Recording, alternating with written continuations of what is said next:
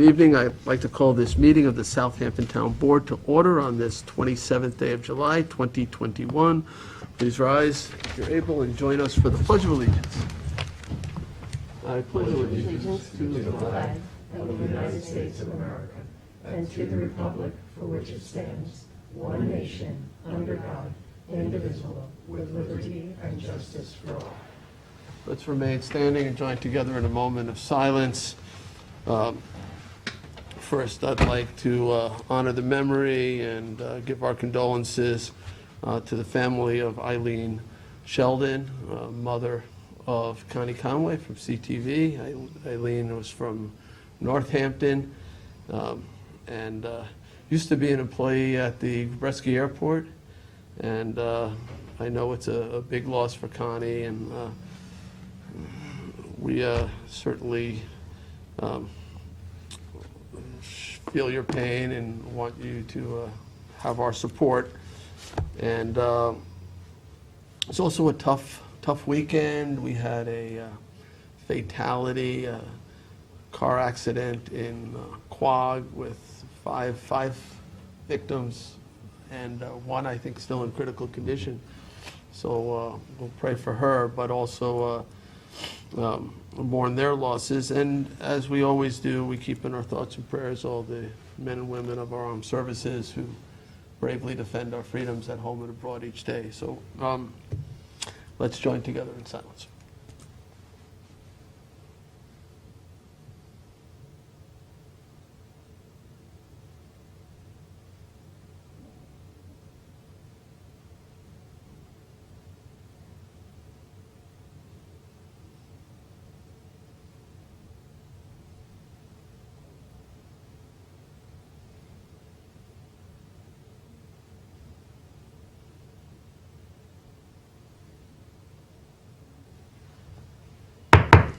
Please be seated. All right, Madam Clerk, would you please call the roll? Supervisor Schneiderman. Present. Councilwoman Lofstad. Here. Councilman Martell. Here. Councilman Bouvier. Here. Councilman Scavone. Present. All right, we have everybody. We have some additional resolutions to be walked on and added to our agenda. I'll go through them, and if anybody has any questions, we can either take them as a group or we could take them individually. But 36944 appoints Candy Hatchis to Office Assistant position in Human Resources. There's a time sensitivity on this in terms of the list expiring. 37047 is sponsored by Councilman Scavone and authorizes the supervisor to execute a 2021 renewal with Bentley Systems, Inc. for their ProcureWare cloud-hosted software solutions to manage the town's operations for bidding and contracts. 37052 accepts grant of drainage easement from Fairfield Southampton LLC. 37053 appoints Johanna Lyons to office assistant position in the Comptroller's Office. 37063 amends the 21 through 25 capital budget for the Shinnecock Commercial Dock improvements. 37065, sponsored by Councilman Bouvier and co-sponsored by Councilman Scavone, authorizes the purchase of the community benefit unit located at 44 Samantha Circle in West Hampton, and a general fund loan to the Affordable Housing Opportunity Fund. 37066 is a resolution authorizing the Town of Southampton Police Department to enter into an MOU, that's a memorandum of understanding, with Big Brothers and Sisters of Long Island to implement the Bigs in Blue program. We had a work session on that. 37067 is our 14th warrant. 37072 authorizes the supervisor to sign a contract with the Rayner Group, PE and LS, PLLC for design and permitting services in connection with 20 Shinnecock Road, Hampton Bays. That's Bel Air, is it? Yes. Yes. Yep. 37073 is, so we're going to talk about a couple of these in a moment before we walk them on. The next one is also Bel Air. 37073 is 2021 notice to bidders, RFP design competition redevelopment proposals for property at 20 Shinnecock Road, Hampton Bays, in accordance with the scenarios outlined within the town's adopted Hampton Bays Waterfront Revitalization Plan. That Janice is trying to expedite, so we've had a lot of interest in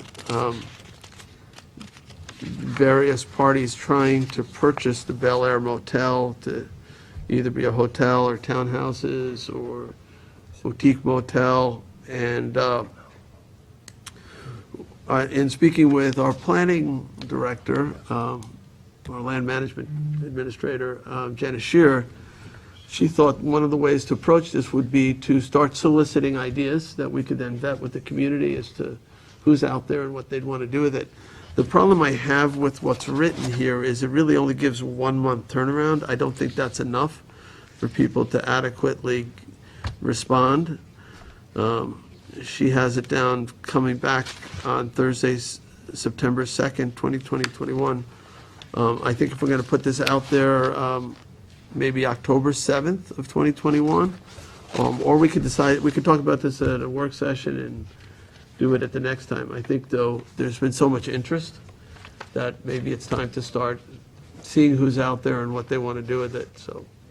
And then the last one is John's Resolution 37075, authorization of cost reimbursement waiver for the Friends of the Big Duck 90th birthday of the Big Duck celebration on July 31st, 2021. I think that's this weekend. Yep. All right, It's so, Saturday. do you want to walk them all on and then we can debate them later? Is that okay? Sure. And then if we need to amend the one, give it more time? Okay, so I'll make a motion to walk all 11 resolutions Second. on, seconded by Councilman Martell. All in favor? Aye. Aye. Aye. Okay, that was unanimous, and those resolutions will be part of our agenda. Okay, so next item is the minutes from the regular town board meeting of July 13th, 2021. I'll make a motion to approve the minutes. Second. Seconded by Councilman Bouvier. All in favor? Aye. Aye. Aye, approved. All right, Madam Clerk, would you please read the communications? The following communications have been received in the office of the town clerk. We have received public notices from the Suffolk County Department of Economic Development and Planning, a request for written comments on a proposed shellfish aquaculture lease assignment, Village of Sag Harbor, public hearing notice, Village of Southampton Board of Architectural Review and Historic Preservation, public hearing notices for yesterday, actually, July 26th. New York State liquor license, 30-day advance notice to local municipality, a new application from the listed entity, and financial disclosure statements from the listed individuals. Letters and emails have been received regarding the following: funding request in support of the Long Island Science Center, local control of COVID protocols, Riverhead Central School District, sidewalks on Wakeman Road, Hampton Bays, traffic control at Tuckahoe Lane and Montauk Highway, and Wind Farms. The following bid openings took place. On July 14th, supply and distribute garbage bags. On July 22nd, RFP for North Sea Landfill Community Solar Development. And that concludes the communications for this meeting's agenda. All right. Thank you, Sunday. All right, we're going to move to public hearings. We have just one. Madam Clerk, would you read the public hearing notice? Public hearing number 1, on the use of additional special supplemental community development block grant COVID funds to be awarded to the town of Southampton through the Suffolk County Consortium. All right, and introducing this will be Kara Back, our Director of Housing and Community Development. Thank you, thank That's you. I'm my very first- happy to be here on First this. time saying Thank that. So far, I love the job. Thank you very much. That's 27 hours, Carol. Good evening, Mr. Supervisor and Town Board members. The Town of Southampton, as a member of the Suffolk County Consortium, has an opportunity to receive and distribute $75,000 of special supplemental CDBG funding, COVID funding. This money is distributed from HUD and through Suffolk County pursuant to the CARES Act. The money may be used to support a variety of agencies that target income-qualified individuals and low-moderate income areas, and by assisting with COVID-19 issues such as food pantry assistance and related public services. This public hearing is to listen to comments on the allocation of this special supplemental CDBG COVID funding. A notice of this public hearing was published in accordance with the HUD guidelines. And I'm going to suggest that the town continue to accept requests for funding until Tuesday, August 3rd at 4 p.m. The requests may be emailed or dropped off to the housing office.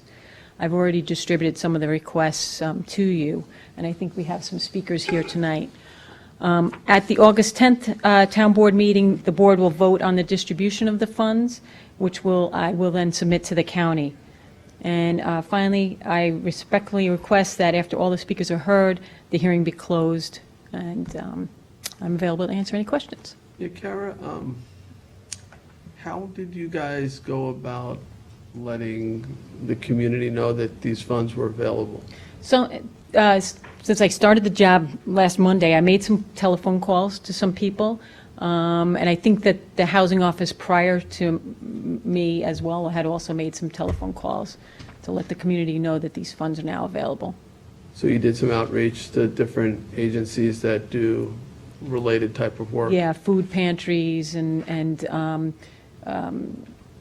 similar kind of COVID-19 programs. Okay. Any other questions for Ms. Back? I have a quick question. So can we use any of these funds in-house, or are they all for the similar uses, or they have to be to other outside entities? No, we can use them in-house as long as they're used for the purposes of, COVID-19. Because I was thinking we have a couple little food pantries that maybe we could use some money to stock them up instead of, we have our employees who are graciously stocking them themselves sometimes. Yeah, and I know we have a food drive going on now to Yep, stock it, so exactly, yeah. townwide, yeah. Okay, thank you. So, sure. Could the money be used for testing or anything? Yes, like it can that? be used for awareness, to combat COVID, and yes. Remote vaccinations or Yep, exactly, yes, it can, people who can't afford to get tested, maybe? right.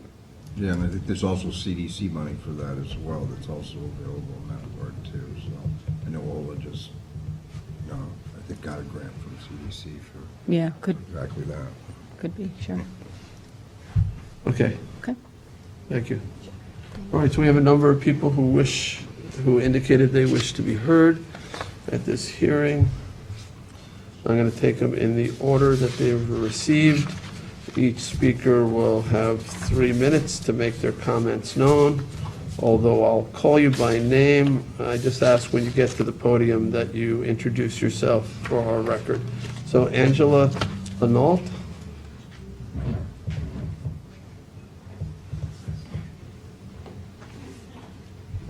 Good evening, Supervisor and Town Board members. My name is Angela Unwalt. I'm representing Blaze Church. Pastor Keith would have loved to have been here today, but he is out of town. When COVID-19 hit, we saw the need in the Flanders Riverside area for food and toiletries and cleaning supplies. So we opened in April of 2020 a drive-through food pantry. On that day that we opened up, we had our driveway blocked. We had tents. People came with their cars. We had 20 volunteers. We were touchless all the way around, gloves, all of it. I asked the family how many members they had in their household, and by that we gave groceries. They opened up their trunks by hitting a button, and we put in the groceries, and we closed the trunk. We served that first day that we opened over 300 families. The cars did not stop, and to this day we are still opened every Thursday from 1 to 2 at 50 Bell Avenue. The Youth Bureau, the Southampton Town Youth Bureau, got a box made for food donations so that no family goes without. It is on the corner piece of property at the Crohan Center that butts also Blaze Church's property. Every Wednesday and Thursday, we refill that box. So that's what we do for the food insecurities. School supplies. We, in the area, there has been a backpack event every, it's a second Saturday in August. It's been held at Ludlam Avenue. Last year, due to the pandemic, the facility that we always used wasn't available. Blaze Church did the same thing that they did for the food pantry. They did a drive-through. Every child in the car received a backpack that was filled with a starter kit to get them started for this new school year. At that day, we also were able to give out shoes. So the parent would pull forward, we would ask what size the child wore, boy or girl, and we would give them a pair of shoes. This year, we are going to be doing the backpack event again on August 14th. So that's another ongoing thing that we are doing for the community. There's also, we all know that parents are struggling right now with finding work and keeping food on the table. We also know that they got to be thinking about the holidays coming up. With that, we have thought of the idea of going out and purchasing gifts and having the parents come based on what the social workers, we're very close with the social workers in the school district, based on what the social workers tell us, have the parents come, pick out gifts for their children. We will then wrap them for them, and they can bring them home so that they have a holiday for their family.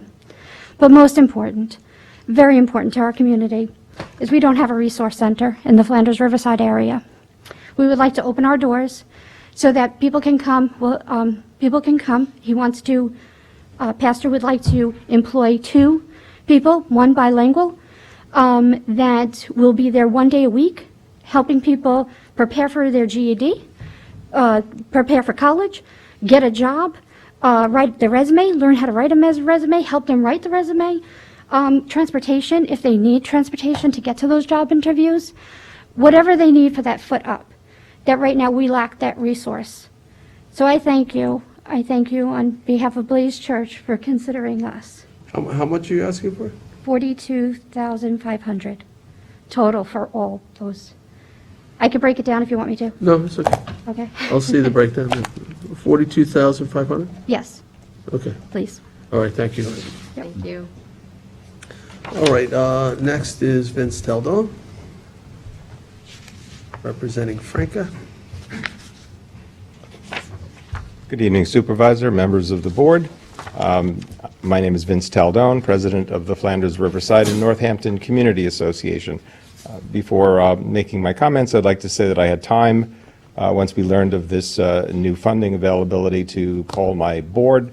They were unanimously in support of the application before you from Blaze, and certainly would support the other work that could be done under this total grant. But we haven't had a meeting in the week, so I couldn't go to the membership. But I raised that point only because we have had meetings previously about all of these issues. Franca has been involved in providing school supplies and all kinds of family needs, particularly through the Phillips Avenue School, for the last 20 years. We've never done it as well as it's done now because we have Blaze Church partnering with us. Everything from, as it's talked about, toys. We've often delivered toys to the teachers, through the counselors, so that it doesn't appear as charity. Their favorite teacher gives them something special. I mean, there's no hint of charity involved. But the focus, I think, today is COVID-related. And what is COVID-related? So people who don't have jobs or don't have the right jobs to pay for a lifestyle on the east end of Long Island are in need. They often don't have the equipment, the information on how to prepare their resumes, how to stick with it, get a job, how to follow up. That sort of training, I've talked with Pastor Keith about it for a very long time. And the one item I want to mention in particular, which is of great concern to us, is the recently incarcerated returning to our community. That number has increased dramatically since the jails have released people early to get them out of the COVID nightmare of the jails. But that returns people to the community with needs and without jobs, and they are very hard to place. So they really need to be at the top of their game in terms of responding to inquiries, getting resumes out, knowing what to do. We've talked with Pastor Keith about doing this. I have one of my own members, Kyle Bronskill, who is already a volunteer with the county sheriff, counseling people as they leave prison to try to get them on the right path, because it is so easy to fall back into the old ways that are a dead end. So we've been very excited about doing that, except for the fact we didn't have the money to really put a full effort out there and a consistent effort. And I know Pastor Keith has wanted to do that. So this money is going to enable us to do that. And we want, as part of serving the general community and their needs, particularly to focus also on those returning from prison into our community, the most affordable community. We tend to get a lot more of those people coming back, so that they can find a place and a productive lifestyle and get the skills they need to get a job and then keep it.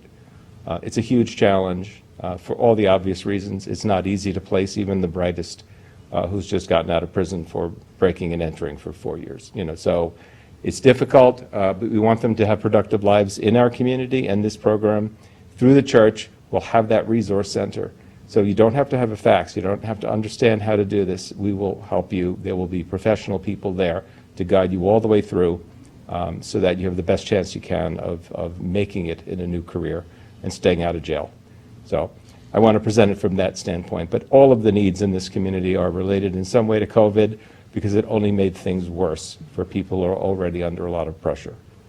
Is that, Vince, that program, that avoiding reincarceration, recidivism, is that part of the Blaze Church grant, or is that not part of the 42,000? It's part of the Is it part of that 42,500? It's included in this, in the resource center. Okay. Because part of the group we will outreach to it's of course to everyone, but in particular trying to reach out to those who are coming back into the community from prison, and to provide that resource center, which may not be available in homes that are often overcrowded and under-resourced, technically speaking, in terms of the equipment you need to show an employer that you're serious. Okay. So that's just one element, but it wasn't mentioned all that much, and I'd like to point it out that that's something we can do, and COVID did in fact make this a bigger problem for us by releasing more people who have a very difficult time finding work. All right, thank you.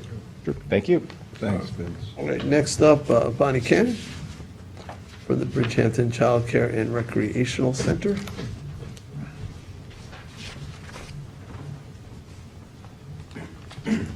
Hello, my name is Bonnie Cannon. I am the Executive Director for the Bridgehampton Child Care and Recreational Center. I come before you today to speak with you regarding the need for COVID relief for a few of the programs that we have. The first program that we have, of course, you spoke about food pantries, and we do have a food pantry at the Bridgehampton Child Care and Recreational Center. Prior to COVID, we were feeding 70 families. Now, COVID is here, and we have been feeding anywhere from 600 to 700 individuals per week. We have received funding from other organizations such as AFDI, and we have people that bring us food. We have fresh fruits and vegetables that come from Quail Hill Farms, but the need is still there for us to do and to provide what we do. There are some out costs that we need to lay out to buy wholesale.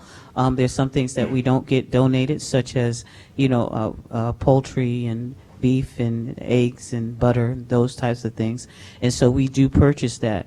And we have been doing pretty much every week anywhere between $1,500 to about $2,000 every week that we've been spending on food. So I did put in a request asking if we could basically be able to get $10,000 for that particular issue to go toward our food pantry and the things that we do there. The other thing that we wanted to talk to you about and that we wanted to present to you, because what we're finding is that with the COVID relief, with everyone that is basically coming out here from the individuals, from the city and from everywhere else, that local people are finding it hard to live here, to be able to sustain themselves. So we're focusing in on the crux of the problem is trying to get people more income, trying to get them into career-related types of jobs. So we have created a program called the Teach Me How to Fish Workforce Training Program, and we're piloted, and what we're looking at is we're looking at industry tracks whereby individuals can get into careers if they're 18 to 45 and they've had a high school diploma. So we've started with the STEM industry track, which is science, technology, engineering, and math. And we're putting individuals through a software engineering boot camp.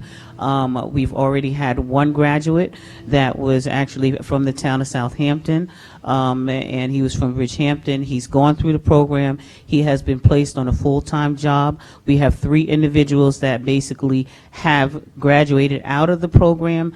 That particular program now, one is from Southampton, one is actually from Riverhead, and the other actually is, we go as far as like Shirley, somewhere so they're from Up Island, and we're in the process of placing them into junior software engineering development jobs. So that is one industry track. The other industry track that we are focused in on is the real estate industry track, to get people that are in 2 reasons, because there's lack of diversity, but also that is a booming business. It's a hard business, but it's a booming business out here on Long Island. It could be a second revenue for individuals. We already have 4 individuals that are wanting to get into that particular industry. We partnered with Douglas Elliman. Douglas Elliman is going to be partnering with us to get them trained, to get them licensed, to get them working. We're also looking at the trades. I'm working with local trades individuals, some of the contractors, to get individuals into trades. We already have one opportunity available, but we also do the lifestyle trainings, to skills trainings, vision boarding, helping them resume writing, getting them so that they not only get the job, but they stay on the job as well. So we have a full program. We were granted, and this program that we've piloted is, it costs about $300,000. That is what we have budgeted for the program. Right now, we have received a grant for about $100,000, but we need more for resources. I've brought Lucas Wenstein, who is going to be pretty much the program project manager, strategic project manager for this program, and we need resources so that we will be able to have mentors, one-on-one hand-holding these individuals, and I've asked for $20,000 to go toward this particular program. I don't know, Lucas, if you wanted to add anything to what I've just said. But he's got a card, so he's the next speaker, so hold on a Oh, second. okay, so, okay, he has a card. Okay, so, we're looking at that as well. And the other thing that is not mentioned, we just had a Black Film Festival over at the Parish Art Museum, and we were blessed to have the Suffolk County Health Commissioner that was there, and he did express at that time that there's an issue with the Black and brown community as far as it concerns with COVID and with the new Delta variant, and that we are under vaccinated, that we are underserved. Pretty much everywhere you look at, Black and brown community is pretty much underserved when you look at the whole scheme of things.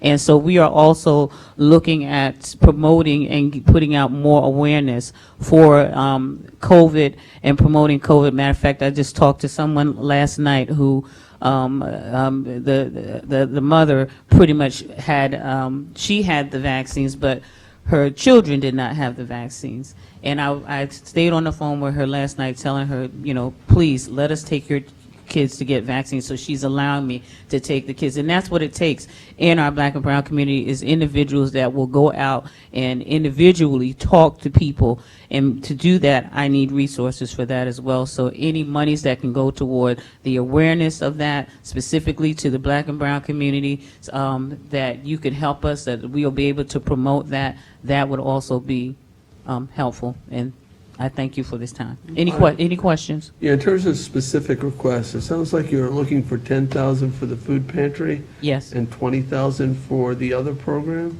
Yes, and I just added the COVID, I added. I noticed that at the end. with Yeah. But I was looking for specifics, so, but the $20,000, what's the name of that program? The Teach Me How to Fish Workforce Training Program. Teach me. And And the name is pretty clear because, yeah, I understand it, yeah. Yeah, you And got then it. the other thing you were looking for, the last thing you mentioned was the Awareness. We want- awareness for COVID vaccinations and things like that. And outreach. Specific to the black and brown community. And how much specific. money were you looking for there? If we could get $5,000 for that, we would be happy, very And happy. this would have an outreach component, right? Yes, that would be an outreach component. Okay, we're getting lots of requests now, so we're gonna have to make some decisions we have 75 to spend, so. Understood. Anybody have any other questions? Thank you for doing it. Thank you. Thank you. Thank you, Bonnie. All right, Lucas Weinstein? Hi, thank you. Lucas Weinstein, as Bonnie spoke about, I don't have too much to add. I think Bonnie really covered everything. I would say that, we have now graduated, I believe, 4 students from our STEM track, working with We Connect the Dots, and we are now placing them in jobs. One, as Bonnie said, already has a job. We also have 4 to 6 students starting another track in September for the STEM-related track, and then we have 4 to 6 participants that are going to be starting in the real estate track. Hopefully by September. We're getting that going this week, actually, with Douglas Elliman. So it's an ongoing process. We refer to it as a strategy because, and not really a program, because we are focusing on a few particular tracks, and we're trying to stay very focused on industry tracks that we think folks are going to be successful in and really have an opportunity to make a career out of, particularly on the east end of Long Island, and to keep people here. And so every little bit helps. As Bonnie stated, we received a grant for $100,000 from the Long Island Racial Economic Diversity Collaborative and the Long Island Community Foundation. And now we're going out and doing a lot more fundraising to try to make up the additional about $230,000 that we have to raise to really make this happen. But I am now on board working on this with Bonnie. And we have some money to get going, to keep it going, but we really need more funds to keep this going. And thank you for your time. Okay. Thank you. Thank you. Okay, next speaker is Nancy Lynett.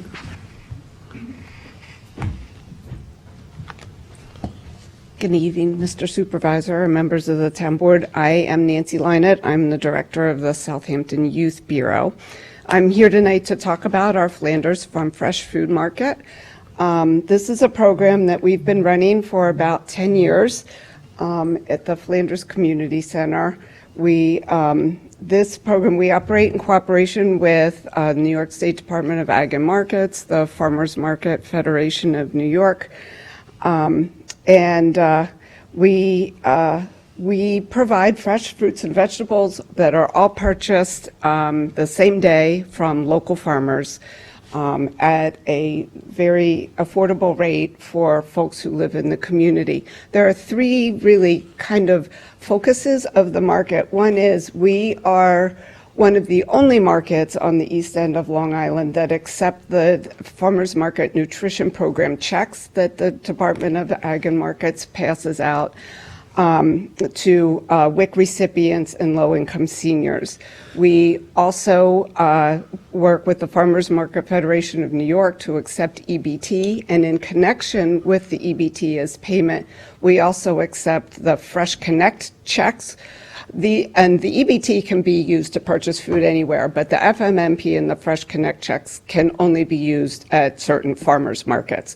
And like I said, we are about the only outlet on the East End currently that is using them. I know the East End Food Institute is looking to get something up and running in Riverhead this fall, but at the moment we are. And then we're also starting a new program with the Field and Fork Network. I think it is called Double Up Food Bucks.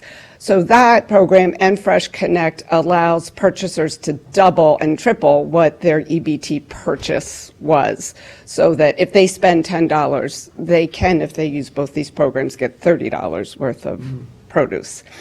So we are also providing locally grown fresh produce in an area that's designated as a food desert. So it makes it a lot more accessible for folks who don't have a way to get to the grocery stores in Riverhead or Hampton Bays.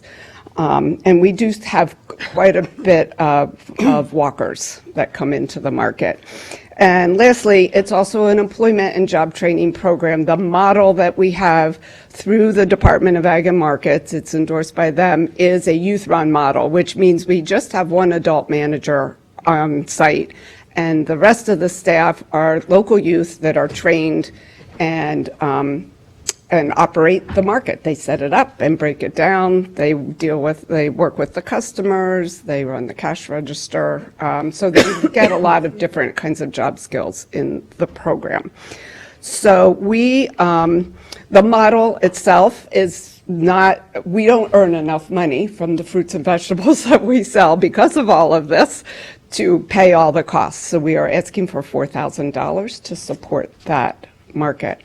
And while I'm here, if I could just take a moment, I'd like to support what Councilwoman Lofstead brought up earlier. We did put a 24/7 food pantry box on. We erected it at the Flanders Community Center in cooperation with the Youth Board, and Blaze Church has been very active in it, but I can tell you it is emptied almost every day. We are really struggling to keep it stocked. So any support that can go to that is certainly helpful. But there is a terrific need for nutrition assistance in this community. I'm happy to answer any questions you have. Any questions? Thank you, Nancy. Thank you. Thanks, Thank you Nancy. for all your service. Thank you very much. It has been honestly my pleasure, and I appreciate the opportunity to be able to, develop a youth program in Southampton Town. Absolutely. Is this your last appearance before us? I have 3 more days. Yeah.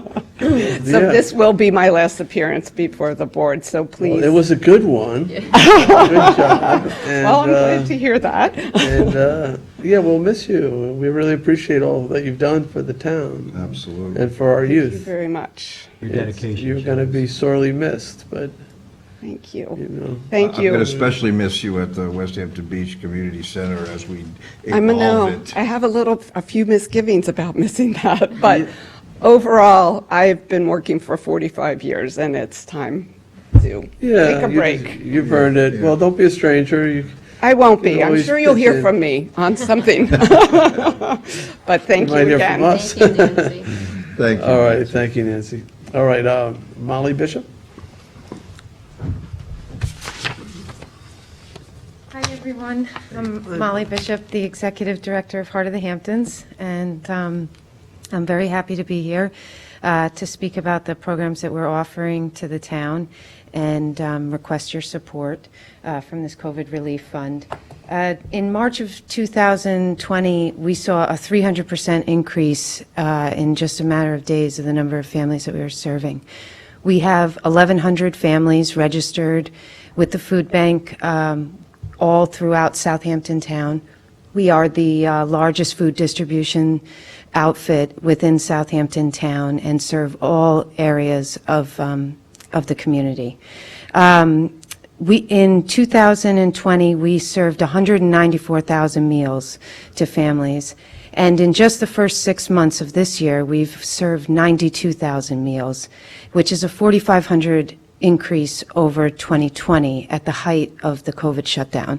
So we are still seeing an incredible need for support for just basic essentials. In 2020, we spent $100,000 on emergency assistance, which consisted mostly of rent payments or utility bills, broken down cars. I mean, things that really hindered people's ability to live in basic human conditions. And so far this year, we've spent $125,000, and we're only 6 months into it. We think also that once the rent moratorium and the eviction moratorium come due in September, we are going to see an incredible increase that we're trying to prepare for, but we're not sure we'll ever be prepared for how much need is out there. Right now, we're still operating at 3 times the amount we would have been doing in 2019. This year, we saw a large need from the school districts.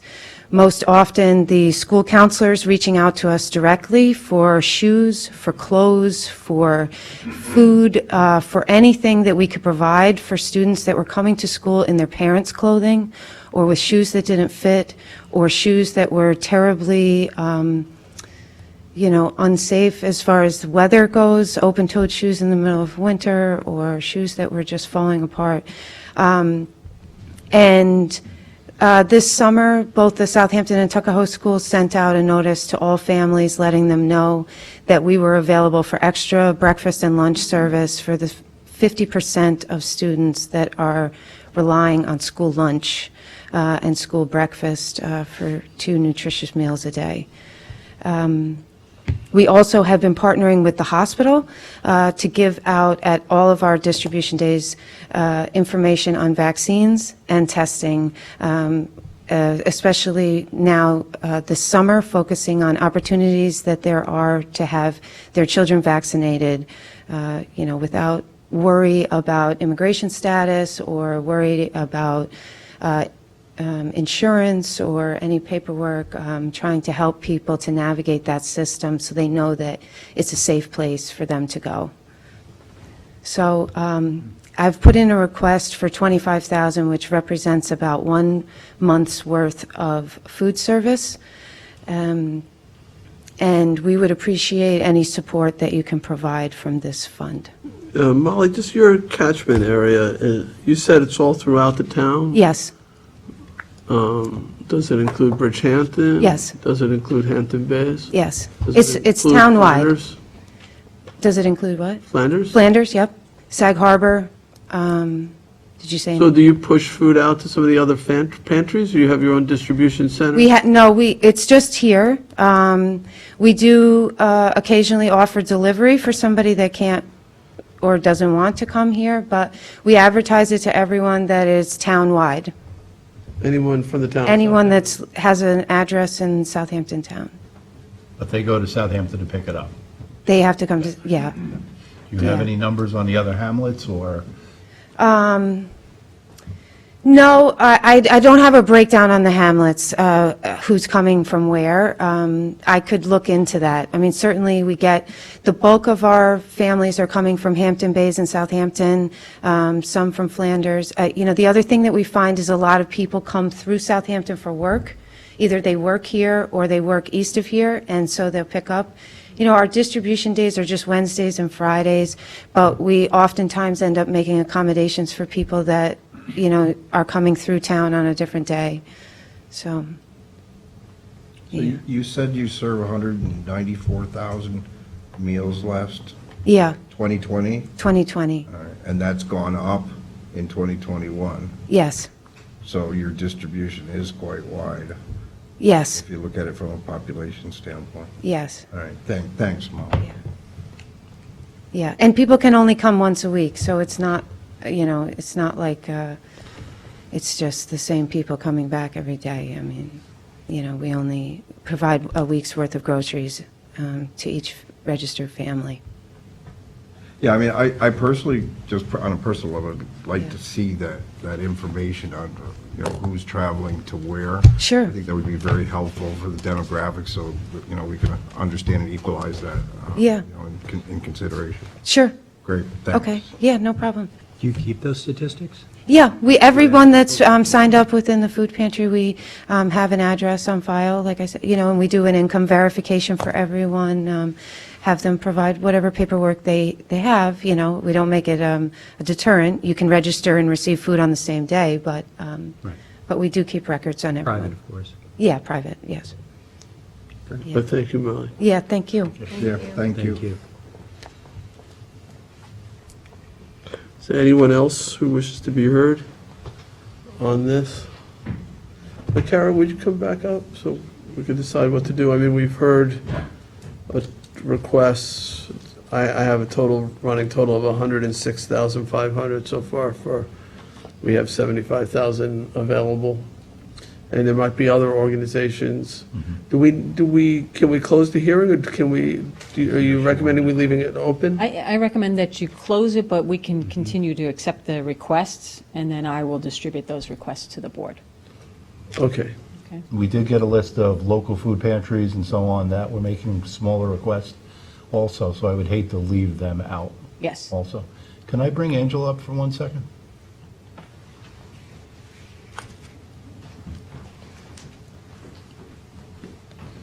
Can you break down the 42.5? How much is the resource center? Was it something you said? She ran away. Specifically for the Resource Center is $20,000. That's for 2 employees, part-time, 1 day a week. And then any of the, like, computers or any of that kind of stuff that would be needed. And it's for 1 year. So the other 22,000 is the food pantry? So there's $5,000 for the food insecurity, $10,000 for school supplies, $7,500 for the holiday gifts. I'm sorry, so 20,000 was resource center, 5,000 was, $5,000 for the food insecurity, all right, that's food, and then 10,000 was backpacks? school supplies, because the schools have also asked for tablets and Chromebooks. So Yeah. if we're able to Oh, give that to School them. supplies, but they're, backpack, school supplies. Yes. And then the last, what was it, The holidays, 7,500? 7,500.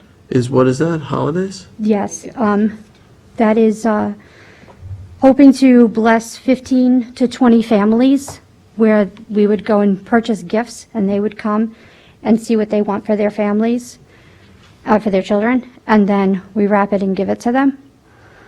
Yeah, I'm not sure that will qualify as COVID-related, but maybe, poverty-related certainly, and that's COVID-related. Unemployment, yeah.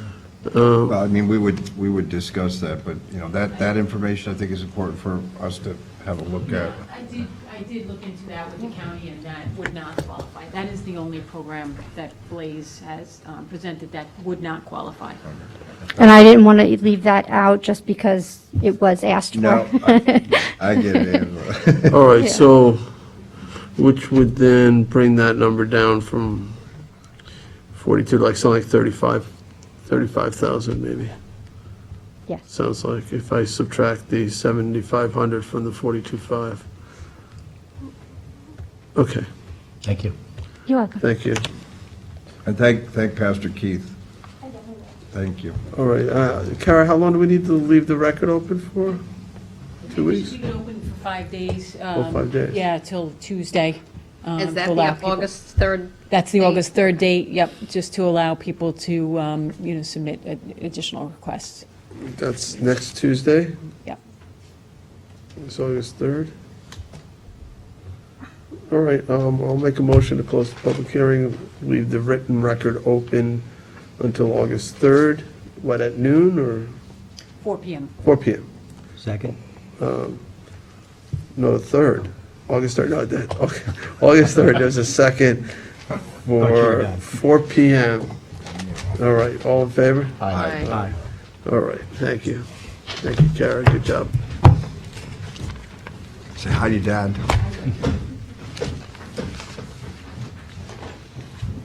And your mom, by the way.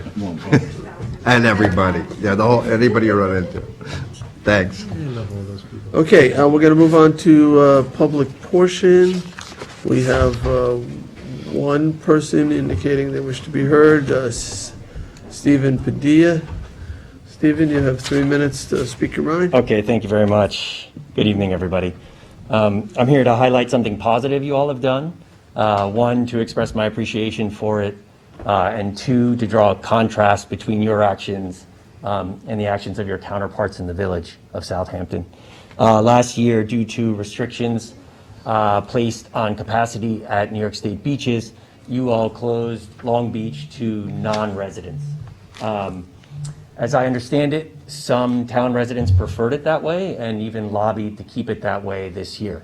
But I think you all saw the injustice of that and opened it up again to non-residents. I applaud you for that. I am sorry to say that your counterparts in the village made a different choice. Last year, due to those restrictions, they changed the designation of Little Plains Beach to village residents only. This year, 2 months after passes went on sale, they changed that designation to village residents only once again.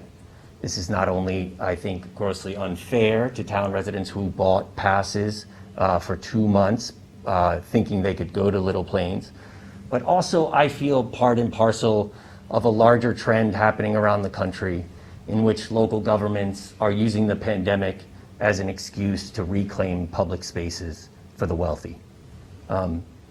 I draw that contrast between what you did and what they did because it is so crystal clear. And I would hope that you all would see fit to advocate on behalf of your constituents with your counterparts in the village to encourage them to make a different choice. I myself went to the Board of Trustees meeting at the beginning of this month. I brought this to their attention. I followed up with each board member via email. I was ignored and dismissed. I am not a village resident. I live in North Sea. I understand that. But I am one of your constituents. So I hope that you all will do what you can to encourage your counterparts to make the what I believe is the right choice, the just choice, the morally correct choice, the choice that you all made, which was to reopen your beaches to non-residents after the restrictions were lifted. My great fear is that if you all do not do that, that this year it's Little Plains and next time it's Old Town and the time after that it's Halsey Neck until there are no more village beaches and village beach passes available to town residents.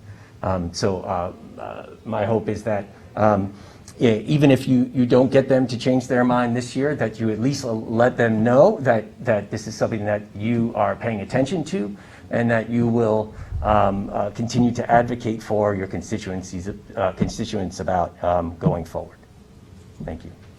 Thank you, Stephen. Thank you. Thank you very much. Okay, is there anyone else who wishes to be heard in public portion? Seeing none, I'll make a motion to close public portion. Second. Seconded by Councilman Bouvier, all in favor? Aye. Aye. All right,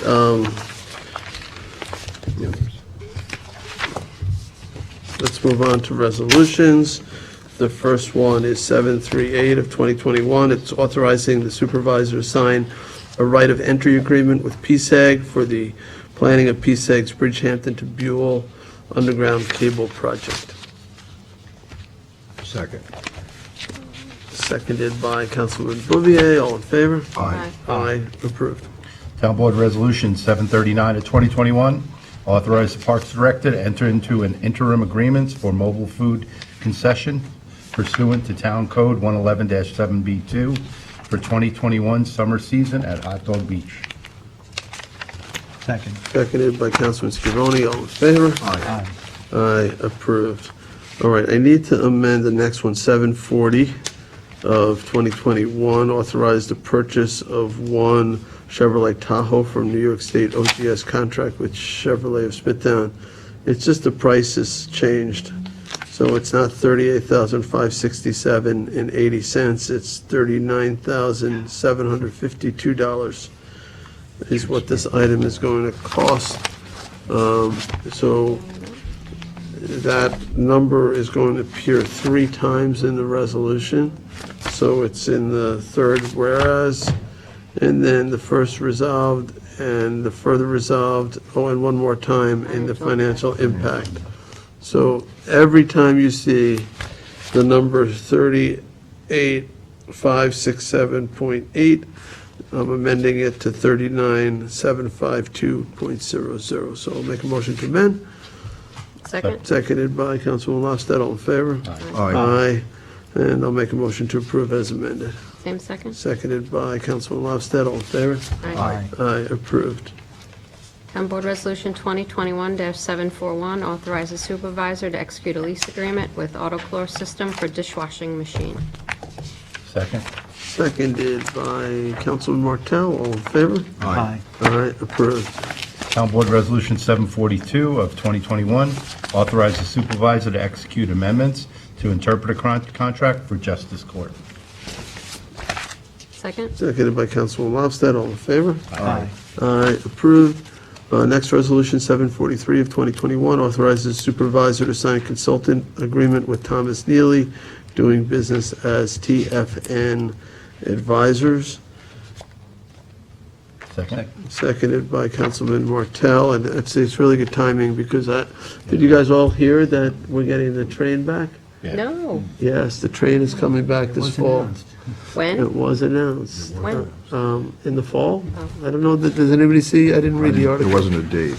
But Assemblyman Thiel announced that we're getting the train back, so it's our job now to provide the shuttle service and the publicity, and so we'll get Tom back just in time for that. So Great. we had a motion, a second.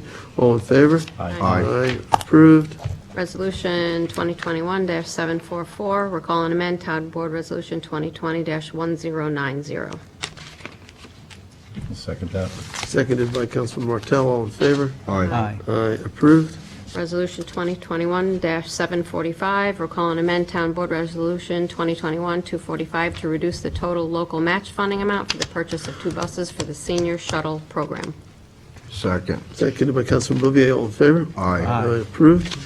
Town Board Resolution 746 of 2021. This is to authorize the supervisor to sign any and all documents for the New York State Consolidated Funding application for the Child Enrichment Center expansion. Second. Seconded by Councilman Martell. All in favor? Aye. Aye. Aye, approved. Town Board Resolution 747 of 2021, the 2021 notice to bidders for Shinnecock Maritime Park. Second. Seconded by Councilman Bouvier. All in favor? Aye. Aye, approved. 2021-748, 2020 fund balance allocation for capital borrowing as it relates to debt reduction policy. Second. Seconded by Councilman Schiavone.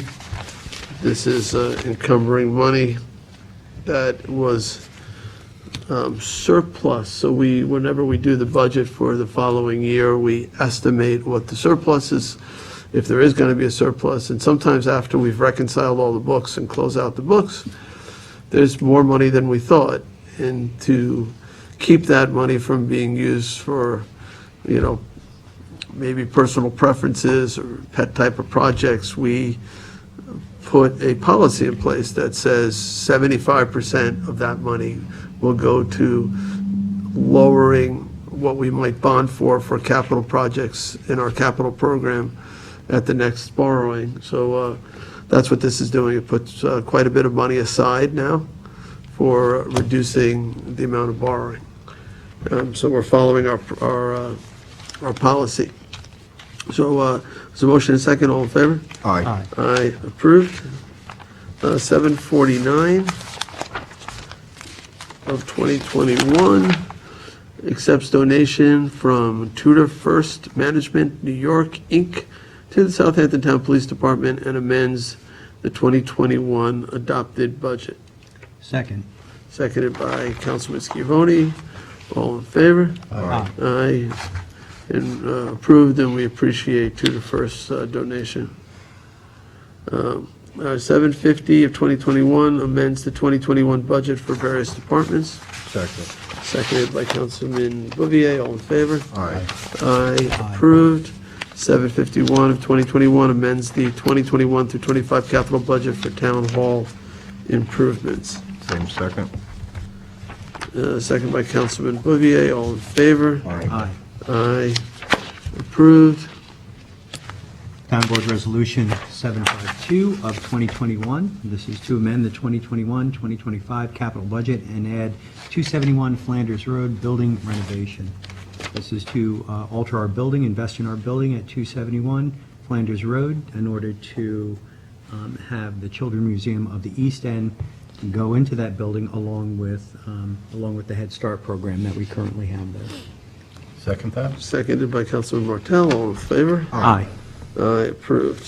753 of 2021 appoints Labor Management Committee for 2021.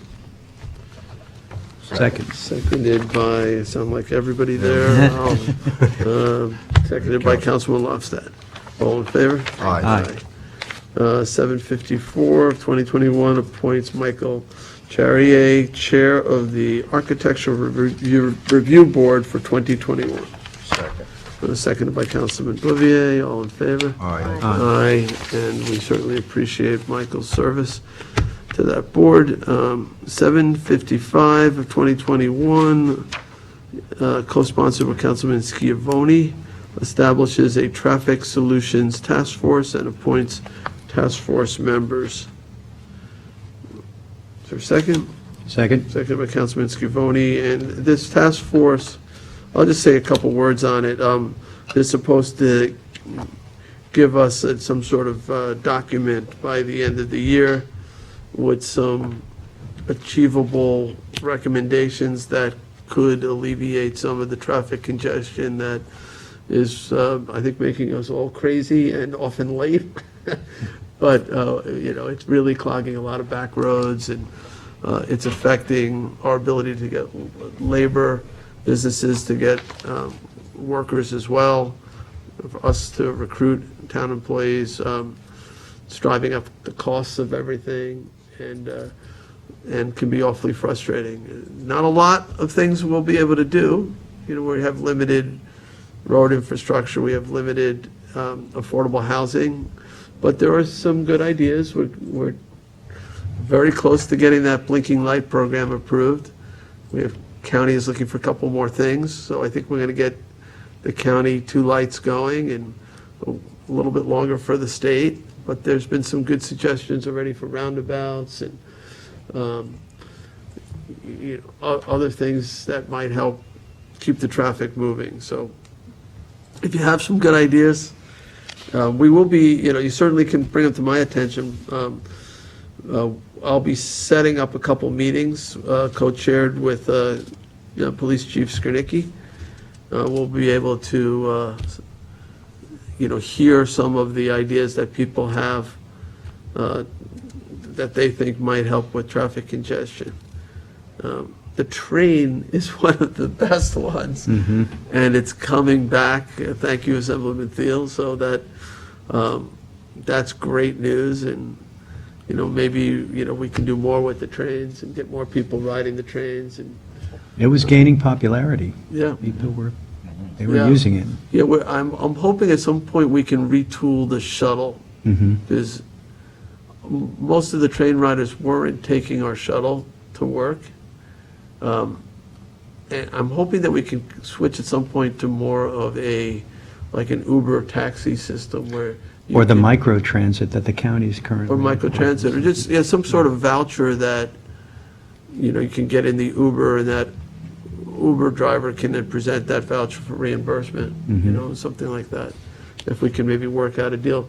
It got complicated because the way the funds flowed through something called STOA, which is the state, I forget what it stands for. It's Transportation Assistance,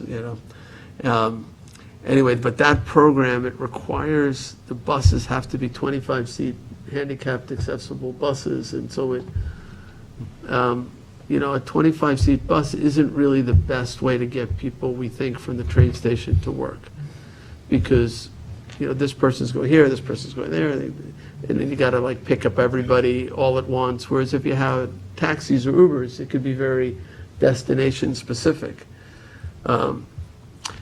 So Fred is working on trying to get the reimbursement money to come out of not the STOA account, but a different place in the state budget. So that could help. But anyway, so back to this task force. Got some good people on it, some engineers, some reps from different agencies, and I'm hopeful that it generates some good ideas. So we had a motion, a second. All in favor? Aye. Approved. 756 of 2021, authorize additional funds for Be Ready Fishbein, Hatter, and Donovan LLP to represent the interests of the highway superintendent as it relates to St. Andrews Road. Let me just get a second, at least for the purpose of discussion. I'll second it. seconded by Councilman Martell, who's the liaison to Highway. And I said really, I think all I want to say at the work session the other day. My understanding is that these are bills that have already been run up, and we have to pay this attorney for the work they've already done. But, you know, there is an election coming in November. There will be, by January, which is like 5 months or so away, 6 months away, there will be a new highway superintendent. And they should examine this and see if they believe that this is a good use of taxpayer money.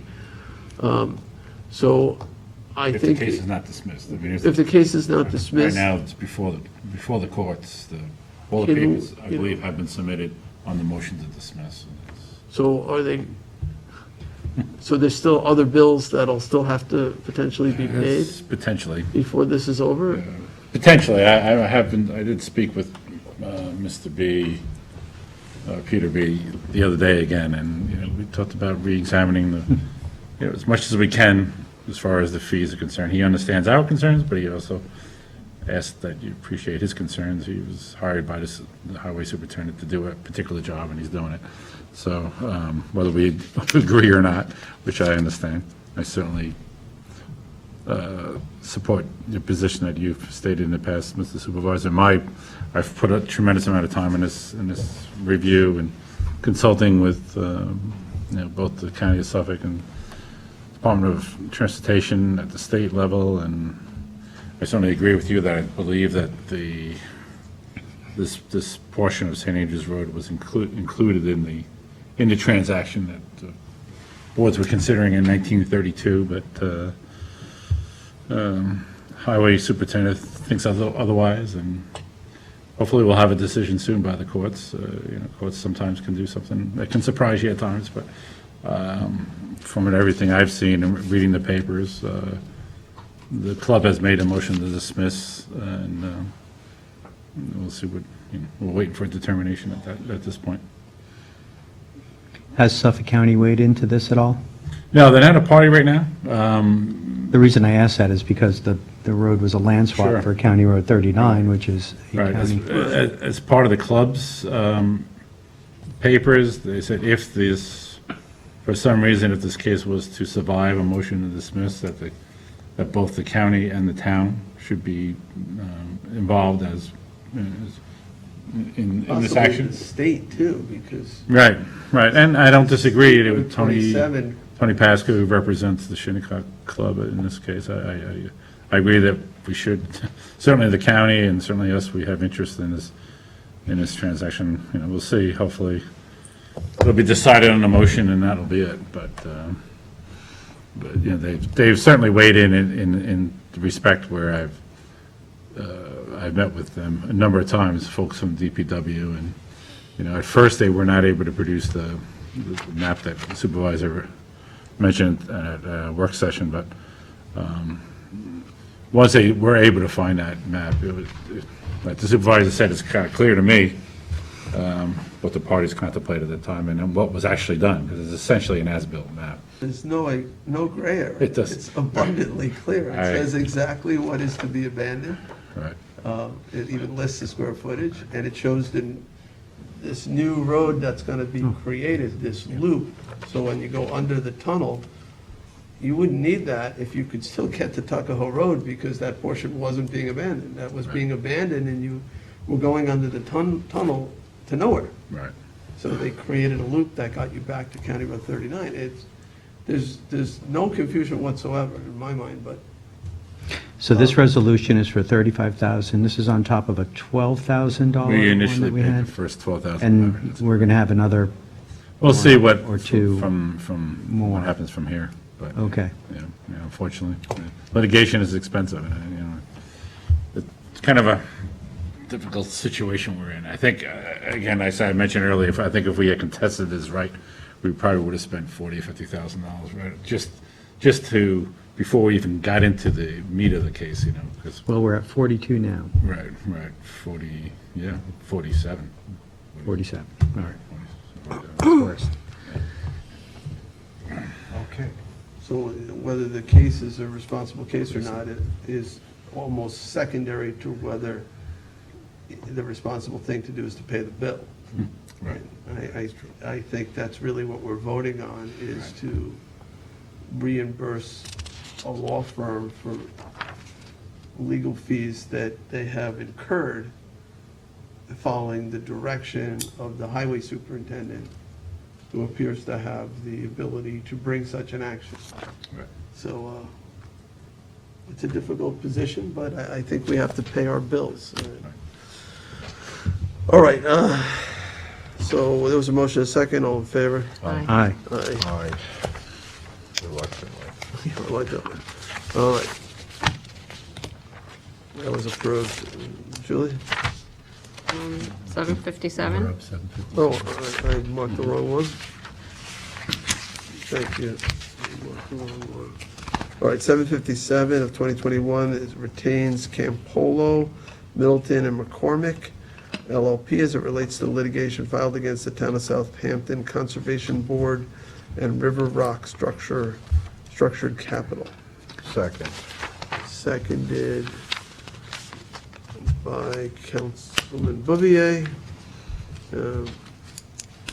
This is not to exceed 15,000 for this. And haven't we already retained them, though, Jim? Yes, this is for the, yes, this is just really, because there was another action commenced on the Conservation Board approval, so just for, Oh, right, keeping right. The essentially. original We had action that. was against the zoning board? is the zoning board, correct? So this is just a kind of a record keeping that this is specifically for the new challenge. It's all related, it's all basically the same case, obviously, but they did receive approvals from the Conservation Board as well, so. It's all the same parties, all the same folks. And again, hopefully, this litigation won't drag on as well, but. Okay, there's a motion and a second, all in favor? Aye. All right, approved. Town Board Resolution 2021-758, co-sponsored with Councilman Bouvier, resolution of adoption to amend Town Code 330-109, fences, walls, accessory driveway structures, and clotheslines as it relates to the height of walls and the slope of the grade immediately in front of the walls. Second. Second on the motion. So, yeah, we held a hearing on this one. And a work session. What? And a work session. And a work session. So this is basically that loophole in the code where you average the retaining walls and you have to end up with an average of whatever the max height is, 4 feet or 6 feet. So people play games and they'll, if 6 is the target, they'll do, I don't know, an 11 foot and a 1 foot, and they'll say the average is 6. And then somebody's ending up with an 11-foot wall plus a fence on top of that, and that's really just not fair. So this says that the 4 foot or 6 foot, whatever the height is the height, but you can terrace it, so to speak, right? On a 1 to 4 At slope. a 1 to 4 ratio, yeah. I think this is a good thing. I've seen some of these walls, and it just completely changes the property when you're not next to a house, you're next to a wall, and then a house up on top of the wall. So I'm glad we're doing this, so thank you, Julie, for bringing this forward. Anybody else on it? Thanks to Katie for working on it. They should put a lot of time in this one. She did. Anybody else want to weigh in before we vote? I think there's a little bit more work that needs to be done on this as well. It's, we're going to be undertaking the Fire Island to Montauk plan, and FEMA is going to be allowing people in the floodplains to flood-proof their homes in some way. So we may want to, pass some code for that, so that, one, that those applications can happen, reasonably quickly, to get the plan moving, and two, so that it doesn't look out of place in the neighborhood so much. So, Isn't that mostly just elevating the structures? mhm. The Which would houses? require, well, and there's also the septic systems too, so I don't know how that is going to play into the rising of the houses. Yeah, and that's So- been the issue, so Yeah. your point is well taken. I think that a lot of that would have to do with the approval process from the county side on the IA system installation as well, is what we're trying to work at is to eliminate that 2-foot to groundwater separation, Right. which would change a lot of that. Hopefully that will go away, but yeah, we're. Right, and part of the issue here, people kind of got the approval from the county for flow, and then they put up a massive retaining wall along their neighbor's property. So we may be seeing something like that with the Fire Island to Montauk plan in the future. Yeah, I mean, some of this certainly grew out of these IA systems and our requirements to put them in. And, the county's separation, as you say, to groundwater. And then you end up having to build up the yard quite a bit. And then you have to stabilize it all, particularly because you have a sanitary system there that's leaching out water, which is going to saturate the soil, so you need solid retaining walls. So this is going to redesign some of those. Which is true for standard septic rings, not necessarily true for all IA systems. And that's part of the. And there's the structures of the neighboring homes. If there's ever a flood, a serious flood, and one house has been raised, and there's another house on ground level that was natural, and if there's a flood, there's going to be some currents in there.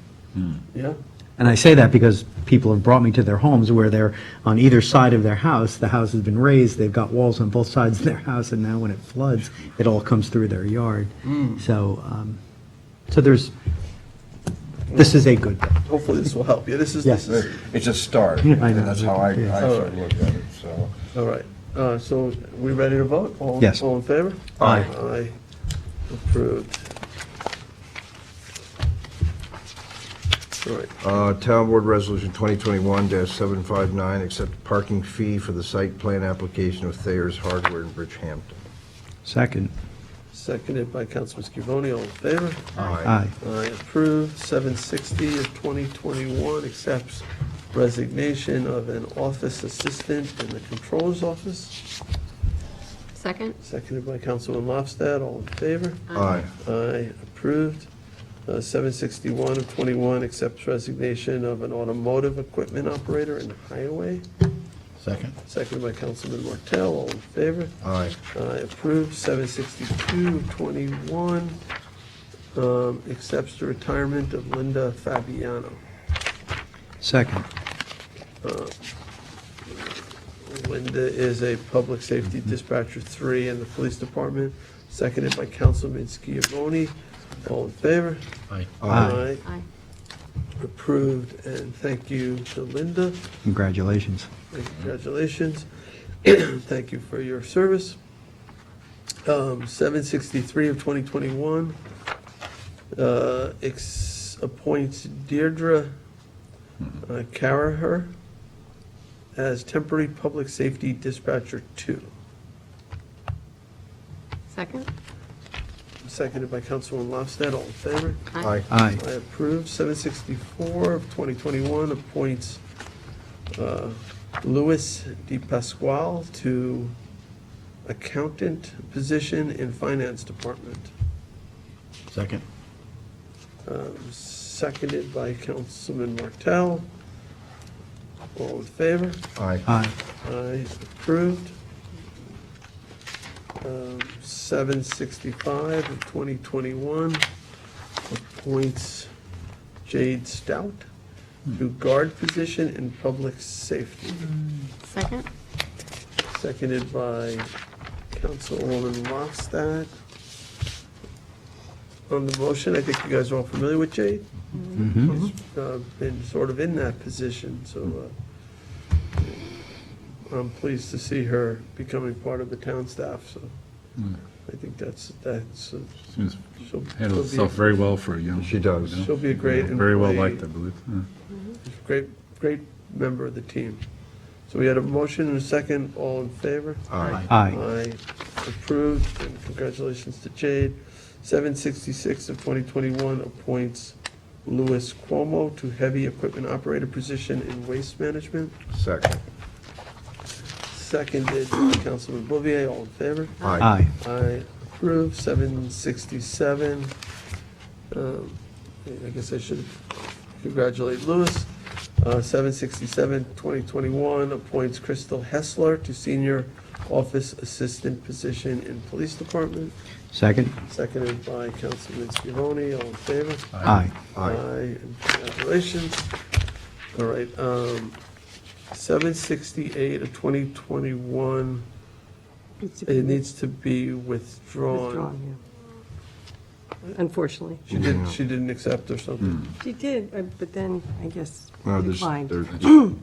Just, Okay, I'll let it go. I'm going to withdraw. Would the clerk please Yes. note that I'm withdrawing 768 of 2021. Moving on to 769 of 2021. Appoints George Valentino to Water District Maintenance Crew Leader in Hampton Bays Water District. Second. Seconded by Councilman Martell. All in favor? Aye. Approved. Congratulations. 770 of 21, authorize the town board to name Assistant Town Attorney Sean M. Cambridge as coordinator of the Americans with Disabilities Act. Second? Seconded by Councilwoman Lofstad. All in favor? aye. Aye. Aye. He doesn't have enough to do? I know Sean's, he's been an excellent addition to the staff. He really has. By the way, ADA compliance is, it's a difficult thing. Oh, sure. He's always looking, he's always asking me, he stepped in, in this interim time when Kara's been out, he's been jumping in, helping me with some contract reviews. He just, he's great. And He called me on his that- vacation last week, I said, Celeste, I want to hear from you this week. I don't want to hear from you, go and enjoy yourself with your No, wife. it's important, and, And he's an attorney to the trustees as well, which is. Oh, yeah, yes, yeah, The compliance is really important too. I mean, I know a lot of people who are challenged physically, and we want to be as accessible. But not complying with ADA laws not only is it not the right thing to do, but it can also be very costly. The penalties can be very steep. So Sure. we want to make sure that we are, doing what we're supposed to do there. All right, 771, 2021, amends the town flex time policy. This is co-sponsored with Councilman Scavone. We did have Sandra in the other day answering questions at our work session on this, so do I have a second? Second? Second by Councilman Scavone. All in favor? Aye. Aye.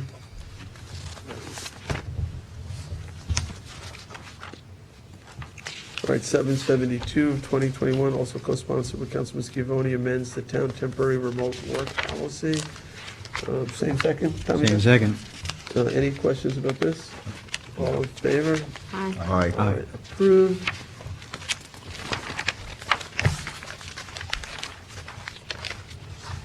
All right, next resolution is 773 of 2021, also co-sponsored with Councilman Scavone, adopts temporary compressed work schedule policy. Same second again? Second? Second by Councilman Scavone. Any questions on this? All right, all in favor? Aye. All right, approved.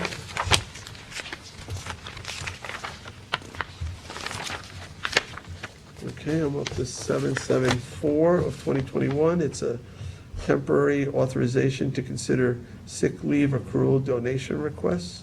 Second. Seconded by Councilman Martell. We discussed this the other day, too. It's just for employees that are not admin employees, but typically union employees who have not joined the union. When they make requests, this will allow Sandra, in this particular instance, to be able to forward that and process that. All right, we have a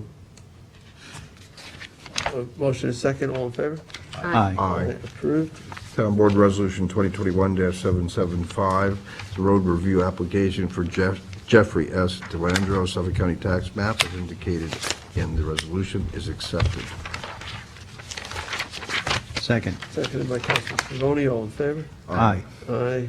Town Board Oh, sorry. Town Board Resolution 2021-776, road review application for Sunday and Michael Schermeyer, Suffolk County tax map, as indicated in the resolution, situated Remsenburg, is accepted. Second. Seconded by Councilman Martell. Sunday, you're recusing yourself from this. Yes, I'm just going to take the vote. No comment. All right, all in favor? Aye. Aye. Approved. Congratulations, Sunday. Thank you. Okay, we're going to move on to the walk-ons. 36944 appoints Candy Hatchis to office assistant position in human resources. Second. Seconded by Councilman Schiavone. All in favor? Aye. Aye, approved. ID number 37047, to authorize the supervisor to execute a 2021 renewal with Bentley Systems for the Procureware cloud-hosted software solution to manage the town's operation for bidding and contracts. I'm going to recuse myself. I'll second it. All right, seconded by Councilwoman Lofstad. All in favor? Aye. Aye. Would the clerk note Councilman Bouvier's recusal? But it did have 4 yeas. All right, 37052 accepts grant of drainage easement from Fairfield Southampton LLC. Second? Seconded by Councilman Lofstad. All in favor? Aye. Aye. Approved. 37053 appoints Joanna Lyons to office assistant position in Controller's Office. Second. Seconded by Councilman Schiavone. All in favor? Aye. Aye. Approved. 37063 amends the 21 through 25 capital budget for Shinnecock commercial dock improvements. I had some questions about this. Okay, so we have a second by Councilman Martell on the On the motion. motion. Councilman Schiavone? At $335,000 with the scope of the work not changing, is there a reason why it's being walked on? I mean, this is a significant increase to this capital expenditure. Is there, I'm trying to find the resolution. Bless you. Who's the second? Oh, okay, so this. Rick. Yeah, so I spoke with Kristen about this, and because like the mobilization under the contract, they had broken it up into 2 parts, and by getting it, it's less expensive by, I think, by doing it all as one, rather than waiting and doing one piece of the dock this year and another piece next year. They're mobilized and in place, and that whole section needs to get redone. So Wen was able to identify some additional monies from the unallocated cost center of $335,000 so that they could do the whole job and not half the job. So this was originally a multi-year plan that we're putting all together. Yeah, they were planning on doing that last piece next year. so this includes the water service and the electric service underneath? I think it's mostly this is bulkhead. Yeah, the pavement is, the asphalt near the bulkhead, there's sinkholes, so I think that's probably what it is. And whether it includes the electric, I'm not So sure. they have to, apparently the sheathing wasn't deep enough or something, so they had to rip it all out and they have to go deeper with the sheathing. And it's basically that whole bulkhead by the parking area has to get redone. But there was like a portion of it, I think, to the east they were gonna wait on because they didn't have enough money, and then try to bring it back next year. And Len identified some money that he thought could be used so they could knock the whole thing out. So is at this once. going to do it? Yeah, let's finish this job. Okay. And just on advice of attorney, he said that I can vote on this, so I will. Thank you. So, Thank you. Yeah, I thank you for the clarification, because I had the same question. That's complete and ready to go at 1.7. Is it based on the original schedule of construction? Yeah, this was, I believe, was the plan that they had developed for this property. I think we had done the other piece by bond, and we're not going to have to bond this additional amount, the 335,000. I think Len is taking out of some surplus or reserve account. Okay, so in the long term, this is good. Actually saving money. So in the scheduling is what I was more interested in, that this will accelerate the schedules. No, it's supposedly, within that $1.4 million budget for the capital improvements. Now I'm confused. Well, that makes, I guess that's the total cost of it, but we were only going to do, Inclusive. Well, and in phases, the first up to 1.4, then 335, you're going to combine a phase. Is that the completion of the project, which I think you answered yes. as far as my understanding is this will complete the project. Okay, so I was just asking if it was on the schedule that was originally, or is it ahead of time? That's all. Yeah, it'll do the whole project, not just the Without us section. having to go out and bond for an Additional amount Okay. next year to finish it, yes. And we got this from the county. How long ago was that? Was that last year? Well, a few No, years more back. than that. It's been a while. About 2 years? More than that, Okay. Yeah, 2 or 3 years. probably at least. So it should be fixed I'd within say the 3-year period after us acquiring It's it. 3 years since we It's held been that. 3 years, I think, roughly. Yeah, it was definitely while I was We had supervisor. Oh, yeah. yeah, definitely, because I remember having a I was sitting there. yeah. county Yeah. thing down there. Yeah. Okay. All right, thank you. It's all a blur at this point. Could have been about 3 We did years have a ago. world Feels like about championship. 3 years ago. Everything's at least. Did we vote on this? All right, COVID. did we vote? I don't believe. No, we did not. All right, all in favor? Aye. Aye. Approved. All right, John, you're next. Number 6, where are we at? I'm 6, sorry. yeah. 3706. Walk on. Number 37065, co-sponsored with Tommy John Schiavone. Authorize the purchase of the community benefit unit located at 44 Samantha Circle, West Hampton, and a general fund loan to the Affordable Housing Opportunity Fund. Second. Seconded by Councilman Scavone, all in favor? Aye. Aye. Approved. 37066, resolution authorizing the Town of Southampton Police Department to enter into a MOU, it's a memorandum of understanding, with Big Brothers and Sisters of Long Island to implement the Bigs in Blue program. Second. Seconded by Councilman Scavone. Chief Skrnicki was here at work session and did a PowerPoint type of presentation regarding this program, and it's all, police volunteering to be a big brother, big sister to some kids who could use some additional support. So it's a good thing. I think it's going to work well for the police as well as for the young adults who participate in the program. All right, do we have a motion and a second? All in favor? Aye. Aye. Approved. 37067 is warrant number 14, capital 14, CPF number 14, and payroll liability. Second. Seconded by Councilman Bouvier. All in favor? Aye. Aye. Aye, approved.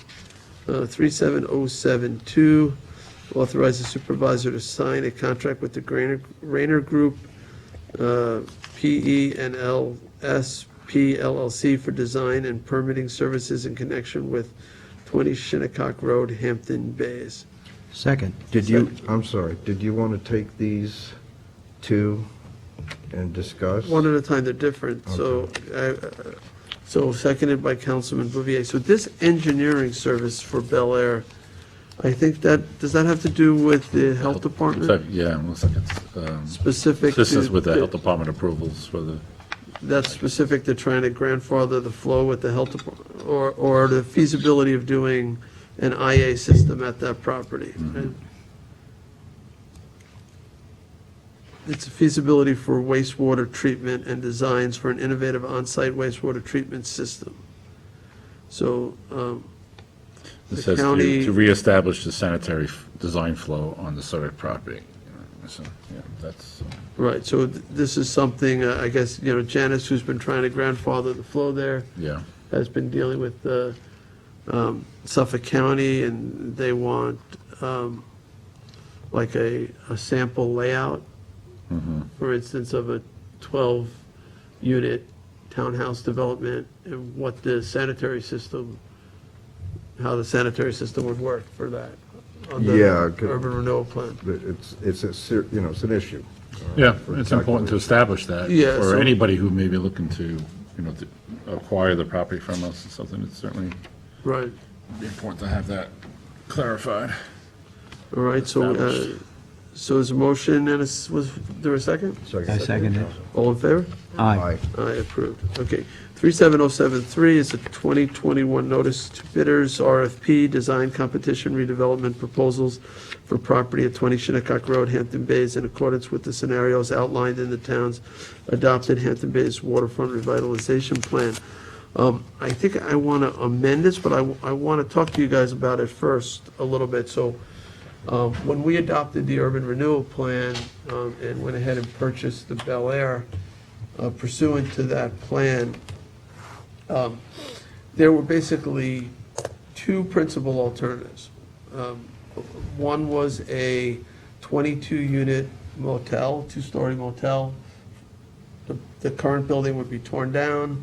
The new motel might be broken up into a few buildings. It would be further from the water. And that is the current use. It would be elevated, hold on, it would be elevated and would have some sort of wastewater treatment. So that was one of the alternatives under the urban renewal plan.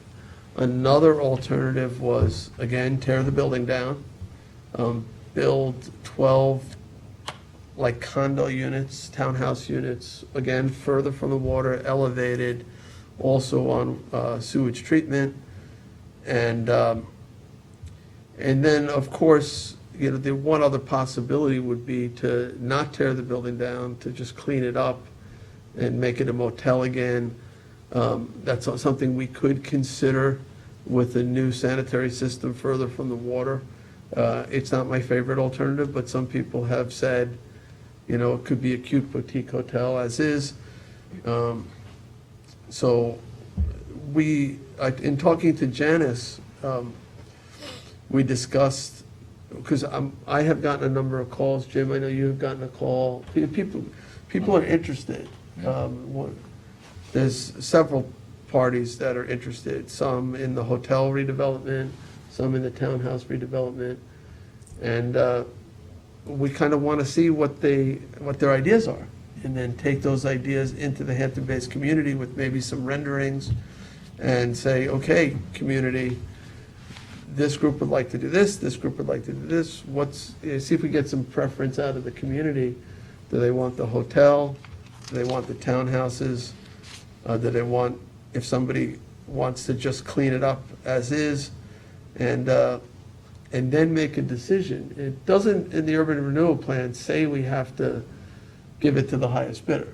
We can develop a matrix of factors, community support, environmental, whatever it is, and say, okay, we like this. We like these renderings, we like this design, and award it, based on what is the best proposal for the Hampton Bays community, for the environment and everything else. So I asked Janice Shearer, our land management and development administrator, to put something together. She did it so quick, it sort of caught me off guard, and presented it as a walk-on. My concern with this is not to not start soliciting ideas. I think that's great. We're not bound to award to anyone. But I don't think it's enough time to publish this package, the packet, August 5th, and ask people to give us proposals by September 2nd. I think 3-4 weeks isn't enough. I'd like to, at least, October 7th, that's an additional month for people to sort of visit the property, do some drawings, do some layouts, and do their due diligence, trying to figure out how much they're going to offer us for the property based on their development proposal. They're going to need to know what the cost to tear down the building is. They're going to need, there's a lot of things they have to figure out before they could just say, here, town, I'll do this and give you X amount of money. So I'd like to amend it to October 7th. But first, are people okay with putting this out there on the street? Yes. Yeah, 100%. I'm in favor of delaying it. We want to see as many options as we can. Okay. And, we'll try to outreach and let the world know that we're looking to take this property and sell it. Just one question, because I know that one possibility of the use of that has been a park for some residents. Do you want to include that as part of this? No, because that's really, if that is in the urban renewal plan if we're unable to find a buyer. Okay, I just want to make that clear for the public. So I appreciate Right. that. It could end up, I suppose, being a park based on the interest that I've seen so far. We'll evaluate these proposals, we'll see what comes in, but I think it's going to be pretty competitive. Hope so. And that was really the goal, was to have it be a contributor to the Hampton Bays economy and Yes. pay taxes to the school. And maybe people would go to the stores and And restaurants. hotel rooms or motel rooms for people who want to come visit, because we don't have many of those. Right. And it's a good spot for a boutique hotel. You can ride a bike to the beach, or you launch a paddle board, or whatever you Walk to the beach on our new sidewalk. Don't have that yet. Good try. Yeah, Good try, Councilman. That didn't make the ballot. All right, so I'd like to make a motion to amend it to change September 2nd to October 7th, 2021. So wherever it says September 2nd.